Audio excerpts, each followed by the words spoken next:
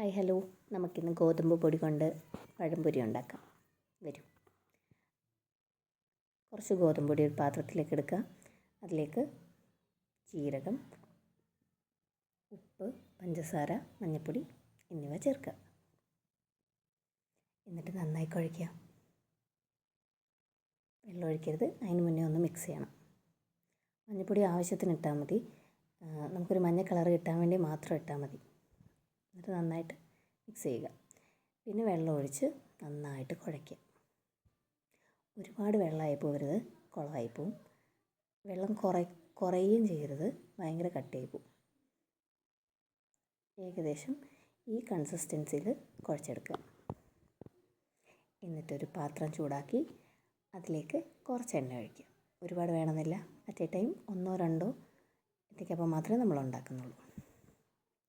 ഇതിലോട്ട് എണ്ണ തിളച്ചോ എന്നറിയാൻ കുറച്ച് മാവ് അതിലേക്ക് ഒഴിച്ച് നോക്കിയാൽ മതി. ഇങ്ങനെ പൊങ്ങി വരുന്നുണ്ടെങ്കിൽ തിളച്ചു. ഇനി ഓരോ ഏത്തയ്ക്കായിട്ട് മാവിലോട്ട് മുക്കി നമുക്ക് എണ്ണയിലേക്ക് ഇടാം.